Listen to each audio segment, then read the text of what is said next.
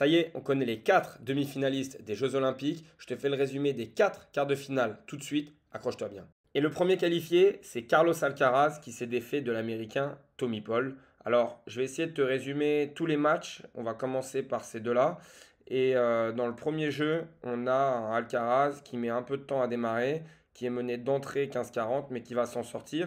Et ce qui m'a marqué au tout début, c'est vraiment sa position au retour. On sait qu'il a tendance sur terre battue à partir de très loin pour avancer, contrairement à son jeu sur gazon où il se rapproche très tôt de sa ligne de fond de cours et finit souvent au filet. En tout cas, il est beaucoup plus agressif sur gazon, ce qui est normal. Mais là, aujourd'hui particulièrement, j'ai trouvé qu'il s'est porté très loin de sa ligne de fond de cours et on va en reparler tout au long du résumé.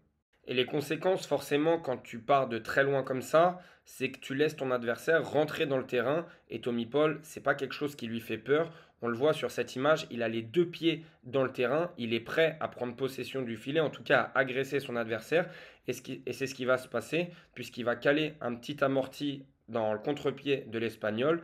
Alors oui, certes, Carlos Alcaraz va être sur la balle, mais c'est des petites courses vers l'avant comme ça qui vont un petit peu casser le rythme et qui vont le sortir de sa routine. On l'aura vu, hein, dès le retour, on aura eu énormément de fautes directes où il essaye d'en mettre des tonnes. Alors peut-être qu'il a passé un petit peu trop de temps avec Rafael Nadal ces derniers jours et qu'il a lui aussi envie de partir de très loin avec des énormes rouleaux en coup droit. On sait qu'il sait le faire, mais en tout cas aujourd'hui il en a un petit peu abusé, même si à la fin il a fini par s'en sortir. Et puis on est obligé de parler de ce point incroyable. À 4-2, Carlos Alcaraz est au service. Et là, il va chercher une balle. Oui, oui, sur cette image, la balle va revenir dans le camp de Tommy Paul. Tommy Paul va faire un smash. Carlos Alcaraz rejoue longue ligne avant d'aller faire un passing en appui ouvert revers, messieurs, dames. Et là, c'est le point du jour. Alors, il y a eu beaucoup de très beaux points dans ce match, mais je pense que celui-là est clairement le plus beau. Au final, sans trop forcer, l'Espagnol s'en sort 6-3 dans cette première manche. Tout n'est pas parfait, certes il domine, il arrive à envoyer du poids dans sa balle, ce qui fait que Tommy Paul n'arrive pas toujours à prendre possession du terrain. Mais dans le début de cette deuxième manche, on retrouve un Américain beaucoup plus précis et au contraire un Espagnol qui lui est un petit peu moins bien placé, qui fait 2-3 grosses fautes et hop, on se retrouve avec un break d'entrée pour Tommy Paul, 3-0. On n'est pas passé loin de la petite catastrophe puisqu'il y a eu 2 balles de double break pour Tommy Paul et c'est là que Carlos Alcaraz arrive comme d'habitude à se sublimer, à sortir son meilleur tennis en sortant des coups avec beaucoup d'audace, amorti, lob, monté à la volée et je finis par un smash. En tout cas, voilà, c'est là qu'on reconnaît Carlos Alcaraz, celui qui est capable de prendre les choses en main, même quand c'est très dur et que c'est pas à son avantage. Évidemment, si je vous montre ça, c'est que plus tard dans le set, ça a basculé à son avantage et que là, vous le voyez bien sur cette image. Oui, oui, il est en retour de service. J'arrive même pas à expliquer comment il se retrouve là. En tout cas, il arrive à rejouer dans le terrain. Tommy Paul, un peu surpris par la longueur de balle de Carlos Alcaraz, joue dans l'ouverture. Et là, Carlos Alcaraz arrive à faire une grande course de défense pour tirer un énorme passing. Franchement, c'est des coups dont lui seul a le secret sur le circuit aujourd'hui. C'est exceptionnel. Et là, aujourd'hui, on parle de tous ces points fabuleux dans un seul match. Je ne sais pas si on se rend compte le nombre de hot shots qu'il propose, mais c'est du tennis champagne, c'est exceptionnel. Franchement, il régale. C'est monstrueux. On avance un petit peu et on se retrouve dans le tie-break de la deuxième manche où là, il y a un moment assez important puisque Carlos Alcaraz est au service. Il mène 5-4. Il sert un ace extérieur, mais la balle est lette, d'après l'arbitre, donc la balle est lette. Et le service est à rejouer. L'Espagnol aurait pu mener 6-4. Il se retrouve à jouer du coup une deuxième balle après avoir raté sa première. Et Tommy Paul en profite directement en se jetant dans la balle au retour. Avec son excellent revers, il part longue ligne, finit au filet et égalise à 5 partout. Vous voyez comment tout peut aller très vite. On peut passer de 6-4, 2 balles de match, à 5 partout. C'est aussi ça la magie du tennis. Et puis là, gros danger, évidemment pour l'Espagnol, vous le voyez, 7-6 pour Tommy Paul. On est dans une situation un petit peu compliquée où Carlos Alcaraz est en glissade, en train de remettre la balle comme il le peut. Tommy Paul a un coup droit de fixation à jouer. Il va le jouer croisé. En tout cas, facile à dire après coup si c'était le bon choix ou pas. Carlos Alcaraz, une fois de plus, arrive à faire un numéro d'équilibriste pour tirer un passing longue ligne. Tommy Paul jouera la volée, mais ça ne suffira pas puisque Speedy Carlos Alcaraz arrivera à remettre une fois de plus la balle dans le terrain pour égaliser à 7 partout. 7 partout, comme on l'a dit, Carlos Alcaraz, c'est là qu'il arrive à sortir les meilleurs coups quand il est dos au mur, quand il est mené. Et là, il se retrouve avec une énorme volée liftée à jouer. Il la joue dans le contre-pied parfaitement et puis derrière, il s'en sortira 9-7. On peut le voir à la fin du match, le gros soulagement de l'Espagnol de ne pas s'engager dans un combat durant un troisième set. Franchement, c'était un très beau match avec une très belle opposition. Comme d'habitude, entre les deux joueurs, on sait que Tommy Paul gêne énormément Carlos Alcaraz. En tout cas, ce que je retiens de ce match, c'est que Carlos a joué très défensif. Il a eu du mal à prendre possession du filet. Il y est allé vraiment quand il était dos au mur. Alors, on verra, il y a encore du chemin avant de rencontrer Djokovic. Mais Djokovic, ce n'est pas quelque chose qui va le gêner. On sait qu'il est capable de faire beaucoup d'amortis, de jouer avec des cours croisés, que ce soit en coup droit, en revers. Aujourd'hui, on a eu beaucoup de hot shots parce que justement, Carlos Alcaraz se mettait dans des positions très compliqué à négocier. C'est ce qui fait aussi que derrière, il est capable de nous sortir des coups hors du commun. Mais il reste encore 2 matchs pour lui pour aller au bout. On sent qu'il est émoussé physiquement. On va voir ce que ça va donner. Lorenzo Musetti est inarrêtable. Il bat le dernier finaliste de Roland Garros, Alexander Zverev. Je te raconte ça tout de suite, mais accroche-toi, l'Italien a fait une masterclass. On voit dès ce premier jeu où Musetti va faire le break, oui, je vous spoil, Musetti va faire le break en partant de très loin. Avec son revers à une main, on sait qu'il a besoin de se laisser du temps pour retrouver beaucoup de volume, beaucoup de hauteur. Et là, on le voit, il part de loin et sur la frappe d'après, il a gagné déjà 3-4 mètres pour enlever du temps à Zverev. Et ça, il l'aura fait durant toute la partie. C'est quelque chose qu'il faut absolument noter parce que ce sera très important pour la suite. Qu'est-ce qui se passe quand on part de plus loin? On peut aussi jouer volontairement ou non, mais aujourd'hui, ça a été très volontaire de la part de Musetti de jouer plus court pour attirer Alexander Zverev au filet, qui lui n'est pas un grand spécialiste du jeu au filet, de la volée, du petit jeu, des amortis. Et ça, Lorenzo Musetti, aujourd'hui, il en aura usé, il en aura abusé, et c'est ce qui l'aura mené vers le chemin de la victoire. Alors là, je vous ai parlé du retour, mais on peut maintenant aussi parler du service, puisqu'au service, Musetti, pareil, aura offert une masterclass en termes de variation de zone, de vitesse et surtout de service plus 1. On rappelle, le service plus 1, tu fais ton service et derrière, tu as une frappe à jouer. Elle est souvent déterminante après une première balle au tennis. Et Musetti, aujourd'hui, il aura usé soit de l'amorti, soit du kick, plus le coup droit dans l'ouverture. On le sait, Alexander Zverev fait presque 2 mètres. Il a énormément de mal à faire des courses vers l'avant. Et retenez bien ce que je viens de vous dire, puisque ça ne va pas être la première image qu'on va voir de la sorte. Et quand Lorenzo Musetti ne fera pas d'amorti ou ne fera pas de coup droit dans l'ouverture, il fera tout simplement un service volé. Alors des fois c'était prévu, des fois ce n'était pas prévu, mais c'était dû à la position très lointaine de l'Allemand, ce qui laisse un temps considérable à l'Italien. Et il n'a plus qu'à déposer la volée du coup dans l'ouverture. On le voit, une nouvelle fois, l'Italien est en danger, il fait un schéma dans lequel il se sent fort, il sert extérieur, il fait ensuite le coup droit dans l'ouverture, l'Allemand est obligé de faire un grand déplacement, glissade en coup droit, on sait qu'il n'est pas très à l'aise concernant ce coup-là, faute dans le filet. Et puis là, juste le point d'après, on arrive sur un des points les plus importants, on n'en a pas encore parlé, le slice de Musetti a été très utile, très efficace et surtout la manière dont il a utilisé un petit peu à l'image d'un Roger Federer pour attirer l'adversaire, pour mettre des balles un peu courtes mais qui ne sont pas forcément très exploitables, pas très jouables. En tout cas, sur ce point, on voit le slice de Musetti partir longue ligne, ce qui fait que Alexander Zverev est obligé de s'avancer, c'est un slice court. Alexander Zverev va poser ses appuis en étant sur sa ligne de fond de court, mais c'est une position dans laquelle il n'est pas du tout à l'aise. La balle finira dans le couloir. C'est un point très bien joué tactiquement par Musetti. On le voit, tous les plans que j'ai choisis, c'est vraiment des choix de la part de l'Italien que d'attirer. Sur cette dernière image, c'est vraiment un choix de l'Italien que de faire un slice, comme je le disais il y a 20 secondes, un peu à la Federer, où je t'attire, tu dois être capable de faire un bon coup d'attaque, sinon je te punis. C'est ce qui va se passer derrière puisque Zverev va être attiré au filet. Musetti va faire le lob. Alors sur cet exemple-là, il va me donner tort puisque le lob va sortir d'un rien. Mais c'est vraiment l'esprit qu'il faut retenir puisqu'il aura donné chaud à Alexander Zverev en plus des 30 degrés parisiens. On se retrouve dans les moments chauds de ce match avec une première balle de débreak pour l'Allemand. Et quoi de mieux que de faire un schéma fort pour l'Italien, contre-pied, amorti. On voit qu'Alexander Zverev n'a pas du tout le bon démarrage. Il a du mal à aller vers l'avant. Il se tient très loin de sa ligne de fond de cours. Forcément, Musetti arrive à recoller à 40.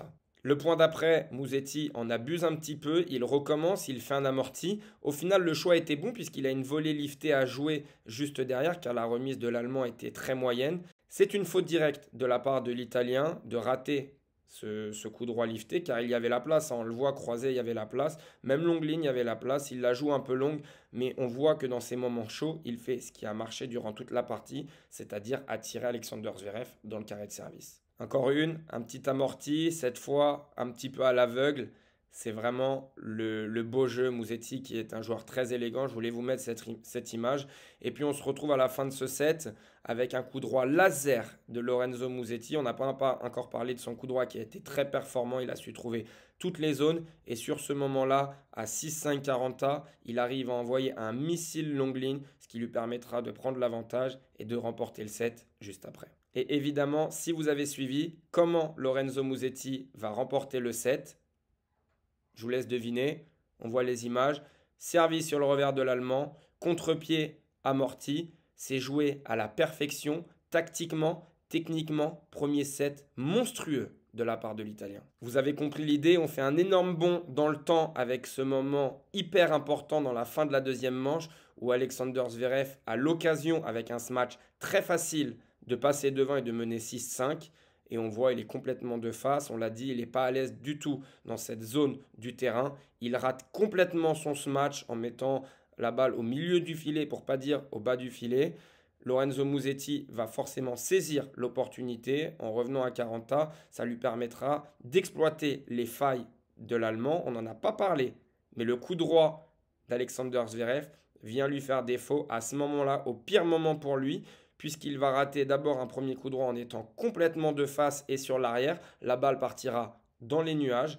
Et sur le second coup droit, il essaye de décaler et de partir longue ligne. La balle finira dans le filet. C'est une magnifique victoire de la part de Lorenzo Musetti. Aujourd'hui, il est en demi-finale des Jeux Olympiques. Lorenzo Musetti avec le maillot italien, on dit oui tous les jours, c'est exceptionnel. Et puis petite surprise de l'autre côté du tableau avec la victoire de Félix Auger-Aliassime face à Casper Ruud. Je te résume ça tout de suite. Et dès le début du match, on voit les deux joueurs qui se neutralisent dans la diagonale revers sans forcément faire d'excellentes différences.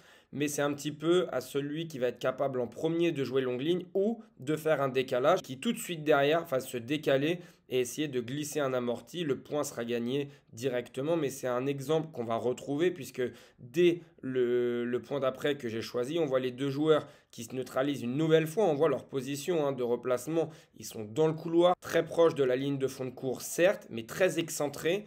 Et en étant très excentré, on prend des risques. Alors, les risques pris par Félix Auger-Aliassime sont payants dans ce début de match, puisque sur cette image, il arrivera à faire un coup droit longue ligne gagnant. Mais par exemple, sur le schéma d'après, Casper Ruud, qui est exactement dans la même position qu'Auger-Aliassime sur le point précédent, lui, va rater son coup droit de décalage. Et on va retrouver ce schéma maintes et maintes fois où les deux joueurs ont un jeu à peu près semblable avec un très bon coup droit et un revers faible pour leur niveau. Évidemment, je mets des guillemets, tout est relatif. Surtout qu'on va le voir par la suite, Félix Auger-Aliassime aujourd'hui aura été assez performant d'ailleurs dans le revers long. On le voit, j'ai gardé encore un ou deux clichés où cette fois Casper Ruud est carrément en dehors du terrain pour jouer son coup droit de décalage. On le voit, les deux joueurs ne veulent pas jouer de revers, clairement. Ils ont envie de faire un maximum de coups droits, que ce soit plein coup droit ou en décalage. On sait qu'en étant en décalage, on a plus ce côté pour fixer et pour choisir une meilleure zone. C'est pour ça qu'ils en abusent. Sur le schéma d'après, on voit Félix Auger-Aliassime qui lui aussi est en dehors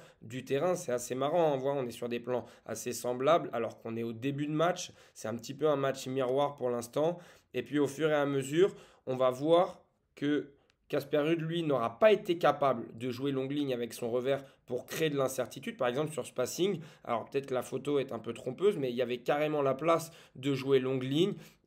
Certes, c'est une attaque de Félix Auger-Aliassime, mais il y avait la place de tirer un bon passing. Il est parti, encore une fois, croisé.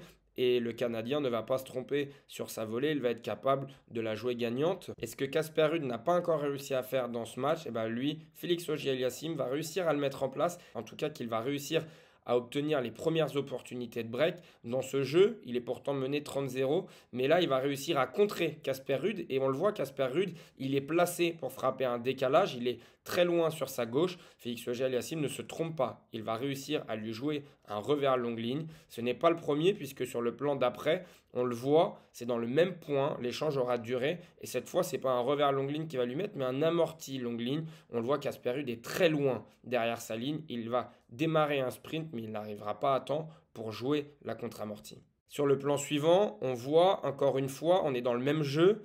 Et Casper Ruud est en train de faire des pas latéraux. Il est en train de se replacer, pensant que Félix Auger-Aliassime va faire un revers croisé une fois de plus dans ce début de match. Mais non, il se trompe puisque le Canadien a du cran et il arrive, alors qu'il est très loin, à jouer un excellent revers longue ligne dans le replacement. Casper Ruud ne va même pas broncher et ça va faire coup gagnant. Première balle de break pour le Canadien. Et sur une énième balle de break pour Félix Auger-Aliassime, on est sur un kick, on va dire, assez normal de Casper Ruud. Et on va voir Félix Auger-Aliassime qui va avoir, j'ai envie de dire, le courage, puisqu'il n'est pas très bien placé, ce n'est pas son coup fort, mais en tout cas, il ose. Et c'est en osant qu'on finit par y arriver, pardon. Et il va réussir à faire un retour longue ligne directement. Et Casper Ruud n'était pas prêt à ça. Il va jouer un coup droit en reculant, mais les appuis complètement vers l'arrière. Le plan de frappe pas du tout vers l'avant. Et à ce moment-là, la balle va s'envoler et finir derrière la ligne de fond de cours. Ça fait break pour le Canadien. Et on voit ce qui fait la différence entre les deux joueurs. C'est la capacité à contrer son adversaire en partant longue ligne en revers, puisque sinon, le jeu est assez équilibré dans l'ensemble. On prend les mêmes coups et on recommence. On est au début du second set.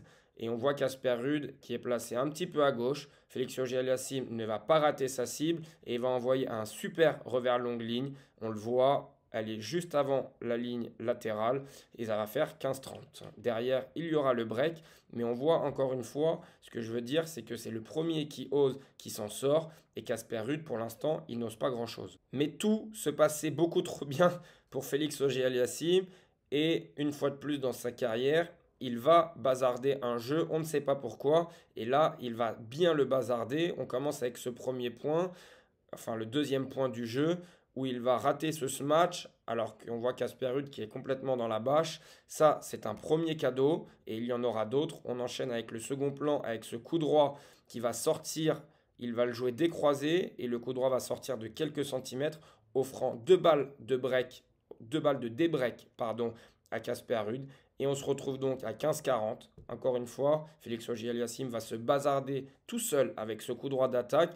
Il va le jouer longue ligne, la balle sera bonne, mais derrière Casper Ruud va défendre et le Canadien va faire une faute directe car il n'était pas prêt à jouer un smash supplémentaire. C'est ce qu'on appelle un cadeau à son adversaire, alors que pour lui tout se passait très bien avec un set, un break. Et revoilà Casper Ruud relancé dans cette partie. Et on se retrouve au tie-break où le Canadien mène d'entrée 3-0 avant de se faire rattraper. Puis on est à 4-3 au Auger-Aliassime. Et là, on est sur un revers où, pour une fois, il y a l'espace court croisé. Et le Canadien se trompe, il va tenter un passing longue ligne. Il faut savoir que la balle arrive d'une attaque longue ligne, mais assez jouable de Casper Ruud. Et le Canadien avait la place pour jouer croisé, il se trompe. Ça ne l'empêchera pas d'avoir une balle de match, mais sur cette balle de match, Casper Ruud envoie un rouleau en décalage coup droit qui prendra la ligne et qui empêchera le Canadien de jouer la balle dans de bonnes conditions. Et puis nous voilà à 9-8, 9-8, point incroyable où Casper Ruud va visiter littéralement le terrain. On commence avec une glissade appui ouvert revers où il va envoyer une chandelle, une énorme cloche pour se laisser du temps et se replacer dans le terrain. Félix Auger-Aliassime arrivera à bien manœuvrer. Ruud évitera le double rebond. Fatigué, il n'arrivera pas à se replacer, mais Félix Auger-Aliassime se trompe sur le penalty et rejoue sur le Norvégien. Le Norvégien, le comble de tout ça, gagnera ce deuxième set avec un revers longue ligne Oui, c'est ce qu'il faut retenir de ces deux premiers sets, même s'il n'y a pas eu que ça. Je trouve que ça a été la clé et dans les points importants, c'est ce qui a fait la différence. Mais voilà, Félix Auger-Aliassime a réussi à se remettre devant et c'est lui qui sert pour le match. Et on se retrouve à un moment crucial, vous vous en doutez, si je mets cette image, c'est parce que c'est à l'image du match, Casper Ruud qui a un revers facile dans le terrain avec un espace libre immense pour jouer longue ligne. Et où est-ce qu'il va jouer? Je vous laisse deviner. Il joue évidemment dans le filet car il voulait jouer croisé. Il n'a pas osé. Et on l'a dit, il vaut mieux oser et rater que ne pas oser du tout. Ce sont un peu les principes d'Alcaraz, on en parlait tout à l'heure. Et bien Casper Ruud, c'est ce qui lui manque aujourd'hui. Il ne va pas s'offrir cette balle de débreak parce qu'il a peur de jouer longue ligne, parce que ce n'est pas un coup qu'il maîtrise à 100%. Et malheureusement, c'est ce qui lui coûte peut-être pas le match, mais en tout cas, ça a été pour moi la grosse faille, la grosse faiblesse dans ce match, une fois de plus pour le Norvégien. Et puis balle de match pour Félix Auger-Aliassime qui sert une deuxième balle, kick sur le revers de Casper Ruud et Casper Ruud nous fait une faute directe alors qu'il a reculé 4 mètres derrière sa ligne de fond de court. Il ne va même pas faire jouer son adversaire dans un moment de tension. C'est une faute inacceptable. C'est une énorme faute directe. J'ai pas vraiment les mots, je suis un peu déçu. C'est une victoire méritée pour Félix Auger-Aliassime qui fait un très beau tournoi. On a besoin de voir ce joueur sur le circuit à son meilleur niveau. Mais voilà, grosse déception pour Casper Ruud qui avait vraiment un coup à jouer dans ce tournoi olympique à Roland-Garros, lui qui était malade durant le Grand Chelem parisien. Belle accolade entre les deux, ça reste quand même un très beau match de tennis. Et Novak Djokovic s'en sort, il jouera les demi-finales des Jeux olympiques. Je ne sais pas dans quel état il s'en sort, mais il s'en est sorti. On voit ça ensemble tout de suite. Et tout commençait pourtant très bien puisqu'il avait un plan très clair, on va pas se mentir. Novak Djokovic est ultra favori face à Stefano Tsitsipas. Il a gagné les 10 dernières rencontres lorsque les deux hommes se sont rencontrés. Donc le schéma, il est assez simple. On va ouvrir une fois côté coup droit pour ensuite aller côté revers. Et c'est ce qu'il fait dès le début du match. On le voit, il est là, il arrive à faire une belle rondelle côté revers sur le revers du grec pour ensuite gagner 2, aller à 3 mètres et caler un petit amorti longue ligne. C'est un schéma qu'il fait à la perfection, encore plus contre Stefano Tsitsipas qui se laisse énormément de temps en revers. C'est déterminant. Il va vite faire le break pour mener 3-1 et puis on retrouve bien le Serbe dans ses schémas classiques. Slice sur le coup droit de Stefanos pour ensuite partir dans l'ouverture et lui faire jouer un revers en déplacement, chose que le grec n'aime pas du tout. Et ensuite, la classique, je viens, je te cale un petit amorti longue ligne. Il y a tout en fait. Pas d'inquiétude, 4-1 pour le Serbe, tout se déroule très bien et il fait même le show avec une balle de premier set magnifique et un coup droit laser pour passer le grec. Oui mais voilà, on connaît Novak Djokovic, on sait que parfois il aime bien lâcher un ou deux petits jeux, il commence à glisser, il fait appel au dog et le voilà vite mené 3-0, puis 4-0. Oui mais on connaît aussi Novak Djokovic et on sait que quand il y a 3, 4-0, ce n'est jamais terminé. Et Stefano Tsitsipas le sait mieux que personne puisqu'il a mené ici même 2-7-0 en finale de Roland-Garros. Le grec va même mener 5-3 40-0. Novak Djokovic fait même mine de ne pas jouer les coups puisque sur le point pour faire 40-0, il ne court pas sur la balle. Oui mais voilà, Novak Djokovic au final n'abdique jamais et se retrouve à faire un débreak miraculeux très clairement et revient à 5-4. Oui mais voilà, on ne se relève pas d'une erreur pareille. Grosse faute professionnelle de la part de Stefanos Tsitsipas. Une fois de plus dans sa carrière, j'ai envie de dire, surtout contre Novak Djokovic. Tu ne peux pas mener 5-3, 40-0 et rester impuni. C'est impossible. Même son tie-break a été très faible. Double faute, énorme faute directe au retour. Novak Djokovic, lui, a été clinique comme à son habitude. Il a tenu la diagonale revers, a calé un petit amorti par-ci, une petite accélération par-là. On le retrouvera bien en demi-finale. On ne sait pas encore dans quel état. Est-ce que c'est du bluff? Est-ce que ce n'est pas du bluff? Mettez votre avis dans les commentaires. Mais en tout cas, il s'est qualifié. Et heureusement pour lui qu'il n'y a pas eu un troisième set. Il aurait lâché des forces un peu pour rien.